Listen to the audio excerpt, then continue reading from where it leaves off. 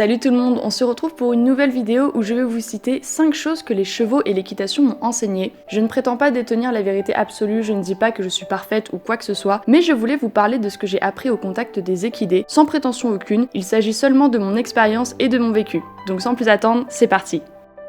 L'impatience est un gros défaut que j'ai de base et les chevaux m'ont aidé à le travailler même si c'est loin d'être parfait, surtout en dehors du domaine équestre. On n'obtient rien sans patience, c'est la clé de tout, au travail comme au quotidien.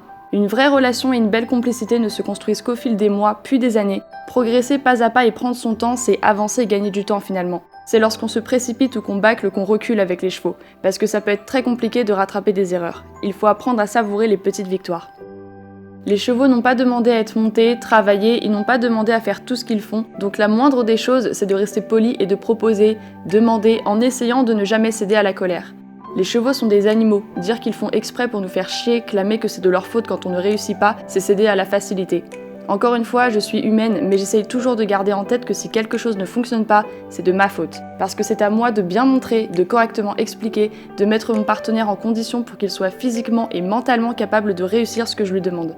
Ils ne sont pas dans nos têtes, c'est pas forcément évident ce qu'on leur demande. Il faut toujours essayer de comprendre pourquoi un équidé réagit de cette façon, de réfléchir à ce qu'on pourrait faire pour que ça aille mieux. Il faut toujours tenter de les écouter vraiment, et pas que quand ça nous arrange.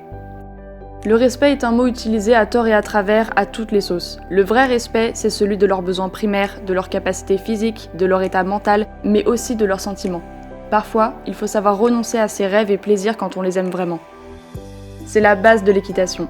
On ne sait jamais tout des chevaux, on a toujours quelque chose à apprendre d'eux, et lorsque tu crois bien connaître ces bestioles, il y en a toujours une qui te prouvera le contraire et t'obligera à revoir ta façon de faire et de penser, qui te forcera à te documenter, t'instruire, t'intéresser aux autres méthodes afin de prendre ce que tu juges bon et rejeter ce qui te semble moins bon, et qui te rendra ainsi plus tolérant et ouvert d'esprit. C'était l'un de mes pires défauts étant ado, et les chevaux m'ont fait redescendre plus d'une fois. On a tendance à toujours vouloir prouver qu'on est bon, et même meilleur que les autres. On veut faire ses preuves, montrer qu'on sait faire ça, ça et ça, que notre cheval nous écoute, qu'on a une belle complicité avec lui, qu'on est tout simplement capable en fait. Mais vous savez quoi ?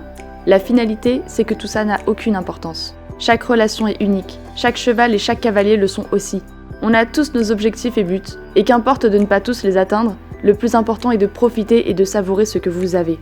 Je ne remercierai jamais assez certains chevaux de m'avoir mis des gros stops, parce que c'est tellement insupportable les gens qui manquent d'humilité et qui se croient au-dessus de tout le monde, ça vient avec tout ce que j'ai cité avant finalement. Voilà, c'était 5 choses que les chevaux et l'équitation m'ont appris. Encore une fois, je ne prétends pas tout savoir, de toute façon on ne sait jamais tout des équidés, et je ne me positionne pas comme une donneuse de leçons, je voulais juste partager avec vous mes ressentis et avis. Sur ce, j'espère que vous avez apprécié la vidéo, et moi je vous dis à la prochaine. Ciao!